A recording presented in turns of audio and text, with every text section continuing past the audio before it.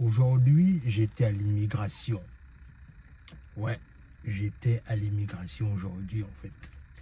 Et vous savez qu'actuellement, quand on parle de l'immigration aux États-Unis, en ce moment-là, c'est compliqué. Donc, du coup, je vais un peu vous faire le récit de ce qui s'est passé quand je suis parti à l'immigration. Parce que je devais rencontrer quelqu'un là-bas, donc il a fallu que j'aille sur place et que je m'enquère un peu de la situation un peu. Et je vous assure que il y a beaucoup de choses que j'ai appris, quoi. Davantage sur les États-Unis, même en général. On est parti.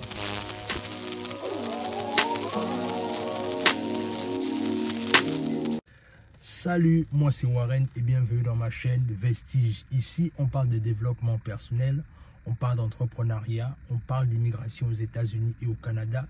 Ce sont des thématiques qui te parlent de choses à faire. La première, tu t'abonnes à la chaîne et tu partages la vidéo autour de toi. La deuxième, tu nous suis à travers nos réseaux sociaux, notamment Facebook et Instagram.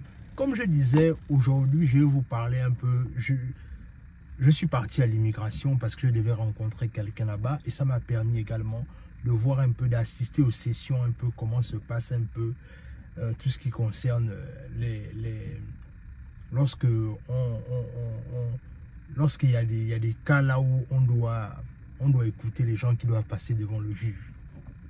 Alors je suis parti, j'ai assisté à ça et ce qui m'a le plus touché quand je suis arrivé là-bas, en fait, c'est que à la base, je réalise que les États-Unis, c'est un bon pays. Je m'explique. Parce que les gens vont peut-être vouloir dire, mais qu'est-ce que tu veux dire par là? Je vous assure que les États-Unis, c'est un bon pays. Alors, quand je suis arrivé, devant moi, il y avait une dame qu'on recevait qui était, elle était chargée de... Alors, elle revient de Salvador, c'est un pays de l'Amérique latine. Et elle est rentrée avec sa fille illégalement aux États-Unis. Et vous savez déjà qu'actuellement, quand les gens rentrent illégalement aux États-Unis, ce sont les mêmes gens-là que le président en cours, là, il est en train de poursuivre. Donc, du coup, lui n'aime pas ça, en fait. Et eux, ils sont rentrés illégalement depuis 2017. Et depuis 2017, l'enfant va à l'école, c'est vrai, mais ils n'ont pas de papier. Et elle aussi, elle est là. Elle se cherche un peu. Et quand la juge l'écoutait, en fait, quand la juge était en train de l'écouter, en fait, la juge, moi dans ma tête, avec tout ce qui se passe actuellement dans l'immigration, je me dis, mais là, c'est sûr que la dame là, va lui faire ça dur.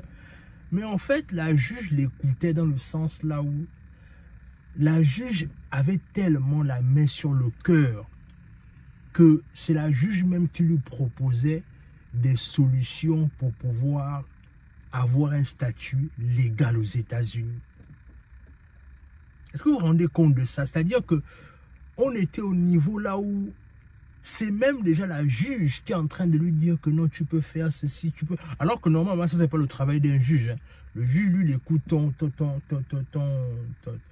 problème et il te dit ce qui va t'arriver, point barre. Mais là, on se retrouve là où la juge est maintenant en train d'écouter comment est-ce qu'il va faire, comment est-ce qu'elle va faire, ce qu'elle doit faire, etc., etc. Déjà qu'il y avait la barrière de la langue parce qu'elle ne parle que l'espagnol. Donc, du coup, ça m'a vraiment touché parce que, ce que la dame là disait devant le juge, c'était le fait que si elle a décidé de quitter son pays avec tout ce qu'il y a comme misère au niveau de son pays pour venir même illégalement aux États-Unis, c'est parce que elle veut un meilleur avenir pour ses enfants. Et je crois que la fille qu'elle est venue avec au tribunal, en fait, c'était la plus grande, mais qui avait fait la traversée avec elle. Et les deux petits, parce qu'elle disait qu'elle avait 3, les deux petits, en fait, ce sont les enfants qui sont nés ici aux États-Unis. Et elle était en train de pleurer quand elle racontait ça. J'étais là, j'écoutais l'histoire, je disais waouh, waouh, waouh, waouh. Et après, la dame lui a demandé simplement de se préparer, d'aller voir un avocat parce que ce serait mieux pour elle de faire une procédure bien en bonne et due forme. Elle n'a pas... Et quand j'entendais même l'avocate, la juge la parler, tu sens que la juge là ne veut même pas qu'on la déporte, quoi. Ça, c'est-à-dire que tu sens qu'elle faisait tout pour lui donner les meilleures alternatives pour qu'elle revienne la prochaine fois. Et l'autre chose aussi qui m'a quand même touché quand j'étais là-bas, c'était au niveau du fait que, vous savez, et là je vais vraiment parler aux frères africains qui pensent que les États-Unis, il faut forcément habiter dans les grands États pour sentir que tu habites aux États-Unis. Non, ne rentrez pas dans ça, les amis. C'est-à-dire, regardez un peu ce qui se passe actuellement. Le ICE, c'est-à-dire la police de l'immigration que le monsieur l'a mis pour poursuivre maintenant les gens partout là. Dans l'État du Nebraska, alors ce qu'on a demandé aux gens, les autorités, du moins la police de l'immigration du Canada, c'est que il faut traiter tout le monde avec respect et considération. Il ne faut pas brutaliser les gens, même si les gens... Et ils sont même allés plus loin. C'est-à-dire qu'ils ont cité beaucoup de trucs là où ils disaient en fait que la police ne doit pas demander les gens les pièces d'identité. C'est-à-dire, vous n'avez pas besoin de savoir le statut des gens. Laissez les gens circuler normalement à partir du moment où ce ne sont pas des criminels. Et pourquoi est-ce que je parle de ça? C'est parce que souvent, on voit des frères africains qui pensent que vivre aux États-Unis, il faut forcément habiter dans les grandes villes.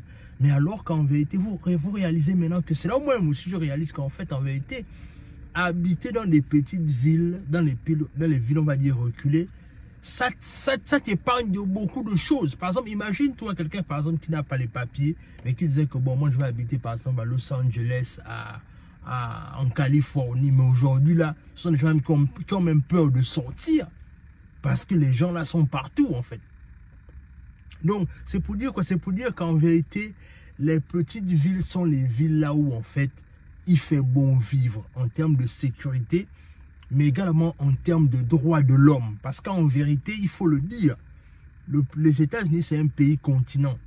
Et quand l'État décide de dire que voilà comment il faut se comporter avec les populations, c'est ce qui va être fait en fait. Ça ne va pas regarder le fait que est-ce qu'on s'est comporté d'une certaine façon avec les gens de New York ou etc. etc. Chacun a sa façon de traiter ses compatriotes en fait. Et c'est là où je dis que ce pays-là en fait, au-delà de tout ce qu'on veut dire, au-delà de tout ce que ce gars-là veut faire comme des autres, les États-Unis c'est un pays vraiment qui est sans pareil quoi. Je vous assure.